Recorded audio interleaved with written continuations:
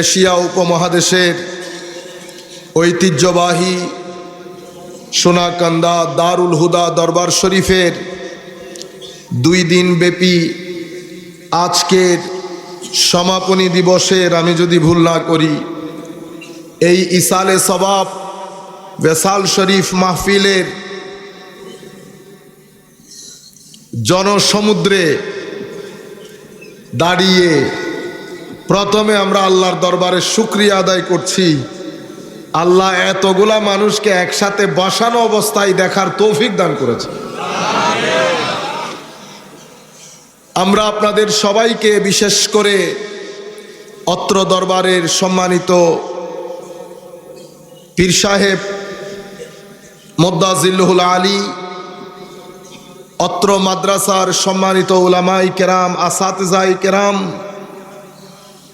দূর দূরান্ত থেকে আপনারা যারা অত্র দরবারের মুরিদিন, মুতাল্লিকিন, মুহিব্বিন যারা এসেছেন, অনলাইনের মাধ্যমে যারা যেখান থেকে বসে আমাদেরকে শুনছেন, আমরা সকলের প্রতি আমাদের অন্তরের অন্তঃস্থল থেকে সশ্রদ্ধ সালাম জ্ঞাপন করছি। আসসালামু আলাইকুম ওয়া রাহমাতুল্লাহি তাআলা ওয়া বারাকাতুহু। আমাদের সময় যেহেতু সংক্ষিপ্ত, রাত অনেক গভীর হয়েছে, এই সময় তো আসলে তকরির শোনার সময় না। সেই জন্য আমরা চেষ্টা করব আউলিয়ায়ে কেরামের কিতাব থেকে আউলিয়ায়ে কেরামের কিছু হাল শোনার জন্য, যাতে আমরা যেই দরবারে এসেছি আমরা যেন বুঝতে পারি এটা আসলে কিসের দরবার, এবং কিছু জিনিস জানা আমাদের জন্য এই মুহূর্তে বড় জরুরি হয়ে গেছে। সম্মানিত উপস্থিতি, আল্লাহ রাব্বুল আলামিন কোরআনে পাকের মধ্যে কিছু মেসাল দিয়ে দিয়ে, উদাহরণ দিয়ে দিয়ে মানুষকে কিছু জিনিস বুঝিয়েছেন।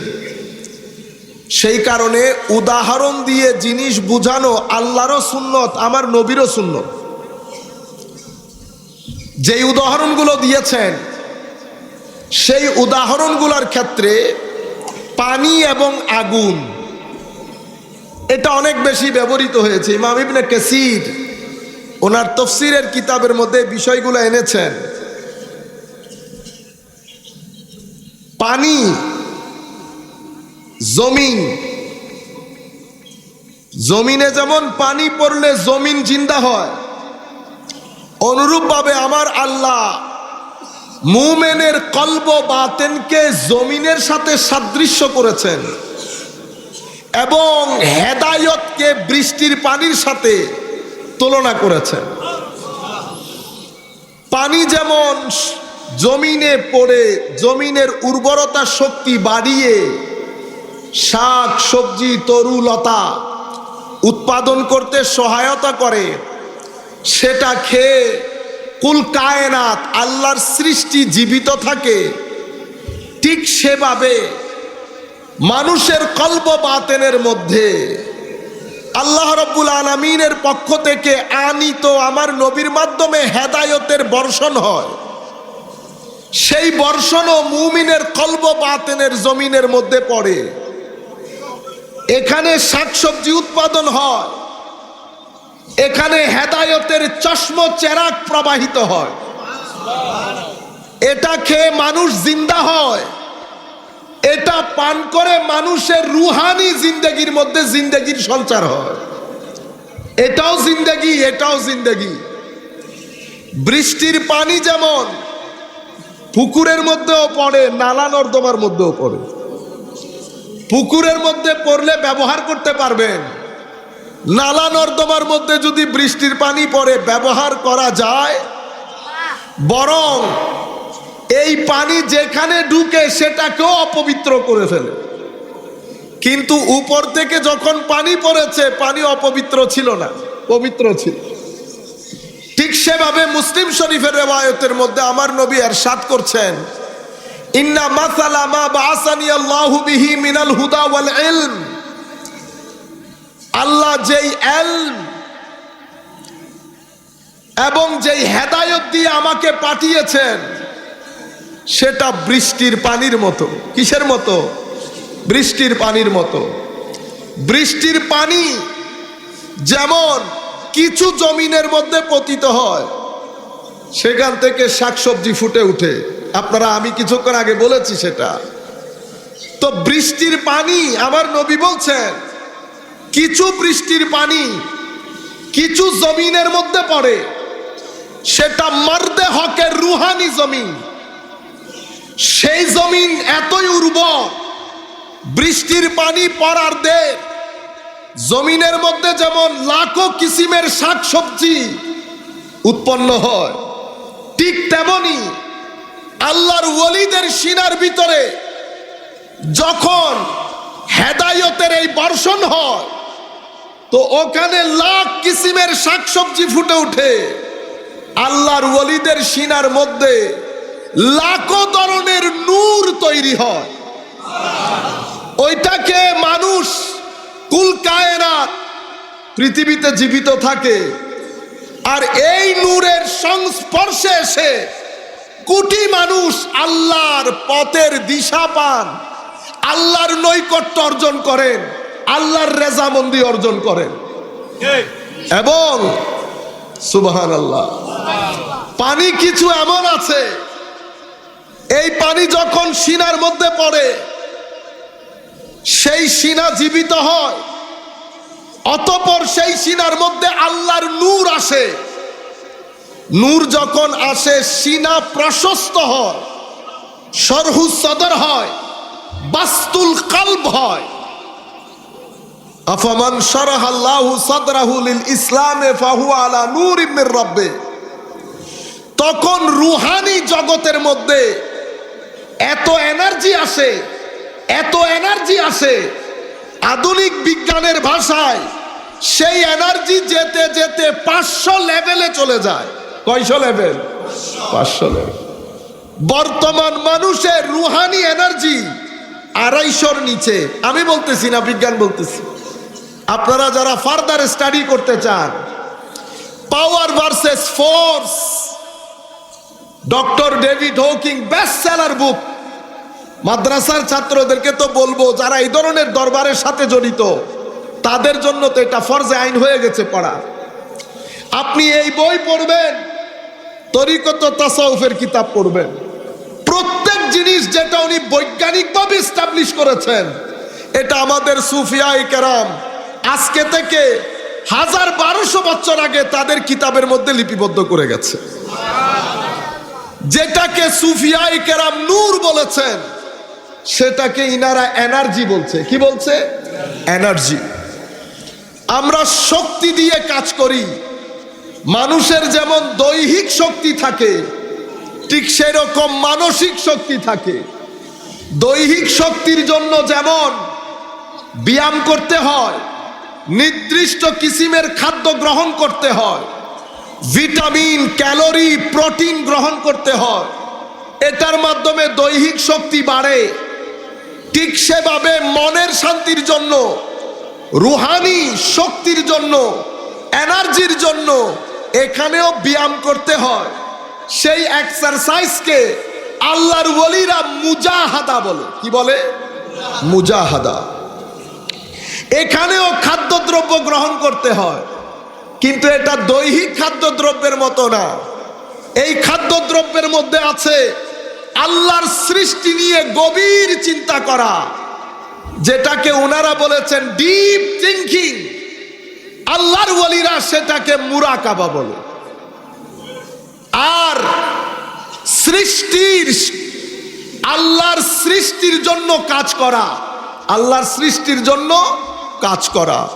সুফিয়ায়ে কেরাম আমাদেরকে বলছেন ইনফাক করা, মানে গরিব, অসহায়, মিসকিনকে নির্বিচারে তাদেরকে সহায়তা করা যতদূর সম্ভব, এবং আল্লাহর ইবাদত, কোরআনের তিলাওয়াত, দরুদে পাক, মানুষকে সহযোগিতা, আল্লাহর সৃষ্টি সম্পর্কে গভীর চিন্তা করা। এই বিষয়গুলো মানুষের অন্তরের শক্তিকে বাড়ায়। 200 থেকে 250, 250 থেকে 300, যেতে যেতে 500 পর্যন্ত যায়। যখন 500 পর্যন্ত যায় এই শক্তি, তখন ওই ব্যক্তি রুহানি ভাবে এত বেশি এনার্জেটিক হয়ে যায়। আমাদের এখানে পালোয়ানরা দেখেন না, 1 মণ ওজন উঠিয়ে ফেলে 2 হাত দিয়ে, শক্তি শরীরের প্রকাশ পায় হাত দিয়ে। অনুরূপ ভাবে রুহানি শক্তি কলব বাতেনের প্রকাশ পায় দৃষ্টি দিয়ে। কি দিয়ে? দৃষ্টি দিয়ে। আল্লাহর ওয়ালিরা তখন আর জবানে কথা বলতে হয় না। কেন? কারণ মনের ভিতরে রুহানি ভাবে যেই শক্তি ধারণ করে, সেই শক্তি উনি যেদিকে চোখ দেন সেই সিনার ভিতরে শক্তি ট্রান্সফার হয়ে যায়, কনভে হয়ে যায়। উনি কোনো কথা বলতে হয় না। সেই কারণে মা বাবা, শিক্ষক, আমরা সবাই, আমাদের জন্য এটা অতীব গুরুত্বপূর্ণ। আপনি যদি রাত দিন বলেন ঠিক হয়ে যাও, ঠিক হয়ে যাও, ঠিক হয়ে যাও, এটা আপনার মুখের কথা, কেউ ঠিক হবে না আপনার কথা দিয়ে। কিন্তু ভিতরে যদি আপনি পজিটিভ এনার্জি রাখেন, পজিটিভ শক্তি, নূর, যেটা ইবাদত থেকে আসে, কলব বাতেন থেকে আসে, যদি সেটা রাখেন তো কথা বলতে হয় না। আপনি যার সাথেই বসবেন অটোমেটিক্যালি আপনার আতরের খুশবু যেমন তার নাকে লাগবে, অনুরূপ ভাবে আপনার রুহানি শক্তি তার সিনা ভেদ করবে, তার সিনা ভেদ করবে। যেখানেই আপনি যাবেন কথা বলতে হবে না। হায় হায় হায়, কথা বলতে হয় না। যেখানেই যাবেন মরা দিল জিন্দা হবে, মরা গাছের মধ্যে জিন্দেগি আসবে। কেন? এই নূর একটা আজিম নূর। এটা কিভাবে আসে? বৃষ্টির পানি ভালো জায়গার মধ্যেও পড়ে, নালা নর্দমার মধ্যেও পড়ে। হেদায়েতের পানিও আমাদের কলব বাতেনের মধ্যে পতিত হয়। কিছু কলব আছে মুর্দা, কিছু কলব অসুস্থ, কিছু কলব জিন্দা এবং সুস্থ। তাইলে জিন্দা কলবের মধ্যে যখন হেদায়েতের বর্ষণ হয়, তখন ব্যক্তি আলেমে রাব্বানিতে পরিণত হয়। মুর্দা কলবের উপর যখন পানি পড়ে, এটা বন্দা জমিনের মতো, কোনো কাজে আসে না। আর দুর্গন্ধময় জমিনের উপর যখন পানি পড়ে, পানিটাইও দুর্গন্ধযুক্ত হয়ে যায়। সুতরাং সকল আলেম হেদায়েতের বাণী পৌঁছাইতে পারে, কেউ কেউ পারে, কেউ কেউ পারে না। কারা পারে? যাদের সিনার জমিন তৈরি তারা পারে। আর যাদের ভিতরের জগৎ নালা নর্দমা হয়ে আছে, তাদের উপর কোরআনের পানি, হাদিসের পানি, যেই পানি পড়ুক, সেই পানি তাদের ভিতরের জগতের মধ্যে পরিবর্তন, পরিবর্ধন, পরিশোধন করতে পারে না। কোরআন পড়ে, হাদিস পড়ে, পড়ার পরে মানুষকে ওয়াসওয়াসা দেয়। কি দেয়? ওয়াসওয়াসা দেয়। আল্লাযী ইউওয়াসবিসু ফি সুদুরিন নাস মিনাল জিন্নাতি ওয়ান নাস। সিনার ভিতরে যখন নালা নর্দমা থাকে, সেটার ভিতরে যখন কোরআনের পানি, হাদিসের পানি পড়ে, এই নালার মধ্যে কি থাকে? অশ্লীলতা, হিংসা, অহংকার, কুটিলতা, রিয়া, হেক, হাসাদ, বুগদ, তাকাব্বুর এবং বখালত, কৃপণতা, সবকিছুর সাথে যখন পানি মিক্স হয়, তখন সেই ব্যক্তি দায়ী জরুর হয়। সাতাকুনু দুআ, দায়ী জরুর হয়, লেকিন ইলা আবওয়াবিল জান্নাহ না। দায়ী আল্লাহর রাস্তার কাজ করতেছে তার ভাষ্য মতে, কারণ কোরআন হাদিস দিয়েই তো কথা বলতেছে। কিন্তু আমার নবী বলছেন তার দাওয়াত জান্নাতের দিকে হবে না। কোথায় হবে? দুআত ইলা আবওয়াবে জাহান্নাম, জাহান্নামের দিকে হবে। যারা তাদের ডাকে সাড়া দেবে তারাও জাহান্নামে নিক্ষিপ্ত হবে। সম্মানিত উপস্থিতি, সেই কারণে ওয়াসওয়াসা থেকে সাবধান। ওয়াসওয়াসা অসম্ভব খতরনাক জিনিস। সেই কারণে সূরা নাসের মধ্যে আমার আল্লাহ নিজের ৩ বৈশিষ্ট্য উল্লেখ করে একটা আপদ থেকে আমাদেরকে পানা চাইতে বলেছেন, সেটা হচ্ছে ওয়াসওয়াসা। কেন? তো কারণ এই ওয়াসওয়াসার কারণে মানুষের দিন বিনাশ হয়ে যায়, মানুষের ধর্ম বিনাশ হয়ে যায়। আর যেই ওয়াসওয়াসা শরীর এবং মনের মধ্যে প্রভাব ফেলে, সূরা ফালাক যদি পড়েন আপনি দেখবেন আমার আল্লাহ নিজের এক বৈশিষ্ট্যের কথা উল্লেখ করে 4 বিপদের থেকে পানা চাওয়ার জন্য আমাদেরকে বলেছেন। সেই 4 বিপদ কিছু আমার শরীরের সাথে সম্পৃক্ত, কিছু আমার কলব বাতেনের সাথে সম্পৃক্ত। সেই কারণে আল্লাহ নিজের গুণ তুলে ধরেছেন একটা, কুল আউযু বিরাব্বিল ফালাক। সূরা নাসের মধ্যে বিপদ একটা, আল্লাহ বৈশিষ্ট্য উল্লেখ করেছেন নিজের 3টা, কুল আউযু বিরাব্বিন নাস, মালিকিন নাস, ইলাহিন নাস। আমি আমার ইলার কাছ থেকে, মালিকের কাছ থেকে, প্রতিপালকের কাছে আশ্রয় কামনা করছি একটা জিনিসের, যেটা আমার দিনকে বিনাশ করে দেয়। সেই কারণে শবে বরাত সম্পর্কে যে কথাগুলা চলতেছে এগুলা ওয়াসওয়াসা। কিছুদিন পরে তারাবির নামাজ সম্পর্ক আসবে, সেটাও ওয়াসওয়াসা। কেন? কারণ এই ওয়াসওয়াসা আপনার ভিতরে যাবে, শয়তান সেটাতে মাল মশালা লাগাবে, লাগিয়ে আপনাকে বারবার কনভিন্স করবে। যেই ছেলে 20 রাকাত তারাবি বাদে মসজিদ থেকে ঘরে আসতো না, সেই ছেলে কোন মুহূর্তে তারাবি ছেড়ে দিয়েছে বুঝতেও পারে না। কিসের কারণে? আল্লাযী ইউওয়াসবিসু ফি সুদুরিন নাস। ওয়াসওয়াসা সিনায় আসে, নূরও সিনায় আসে। সম্মানিত উপস্থিতি, সেই কারণে দেখবেন যেই ছেলে সারা রাত ইবাদত করত, শবে বরাতের মধ্যে ঘুমাতো না, সেই ছেলে এই ওয়াসওয়াসা ধীরে ধীরে ধীরে তাকে কনভিন্স করেছে। সেই ছেলে তারা শবে বরাতের দিন এশারের নামাজ পড়ে এসে ঘুমিয়ে যায়। কে করেছে? ওয়াসওয়াসা। কে দিয়েছে? মৌলবী। কিভাবে দিতে পারলো? তো কারণ খুদার হেদায়েতের পানি জরুর পড়েছে, কিন্তু সিনা তৈরি ছিল না। সিনা কি ছিল না? তৈরি ছিল না। সেই কারণে আমার নবী এলমকে 2 ভাগে ভাগ করে ফেলেছেন। একটাকে বলা হচ্ছে এলমে নাফে, উপকারী জ্ঞান। যেহেতু একটা উপকারী জ্ঞান, আমরা নির্দ্বিধায় বলতে পারি আরেকটা অপকারী জ্ঞান।